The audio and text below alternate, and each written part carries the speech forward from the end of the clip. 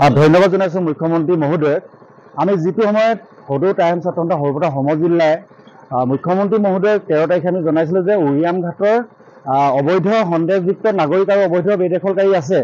আমি আহ্বান জনাইছিলোঁ, স্মাৰক পত্ৰ দিছিলোঁ। তাৰপিছতে মুখ্যমন্ত্ৰী মহোদয়ে প্ৰতিক্ৰিয়া দিছিলে। তাৰপিছতে আমি প্ৰতিবাদ কৰিছিলোঁ, বিভিন্ন ঠাইলৈ গৈছিলোঁ, সাংবাদিক সকলো গৈছিলে। যোৱাৰ পিছত তাৰে প্ৰমাণ হৈছে যে উৰিয়াম ঘাট ভিতৰুৱা অঞ্চলত অবৈধ যে বেদখলকাৰী আছে, সন্দেহযুক্ত যে নাগৰিক আছে, তাই আজি প্ৰমাণ হৈছে। আৰু কালি আমি প্ৰতিবাদ কৰিছিলোঁ যে অবৈধ বেদখলকাৰীক উচ্ছেদ কৰিব লাগে, সন্দেহযুক্ত নাগৰিকক বিতৰণ কৰিব লাগে। আজি ৰাতিপুৱাই দেখিছোঁ যে আমি প্ৰতিবাদ কৰাৰ পিছতে আজি ৰাতিপুৱাই টালি টোপোলা বান্ধি যিসকল অবৈধ বেদখলকাৰী সন্দেহযুক্ত নাগৰিক আছে, আজি ৰাতিপুৱাৰ পৰা যাবলৈ আৰম্ভ কৰিছে। আৰু আমি আহ্বান জনাইছোঁ, যিসকল এতিয়াও আছে, প্ৰশাসনে বলডেজাৰ নচলোৱাৰ আগতেই আপোনালোকে নিজে নিজে ঘৰসমূহ খালী কৰি গুচি যাওক। কাৰণ মানে আজিৰ পৰা দেখিছে আৰু গোটেই টালি টোপোলা বান্ধি সকলো যাবলৈ ওলাইছে। আৰু পুনৰবাৰ ধন্যবাদ জনাইছোঁ প্ৰশাসন তথা মুখ্যমন্ত্ৰী মহোদয় আৰু তৎপৰ।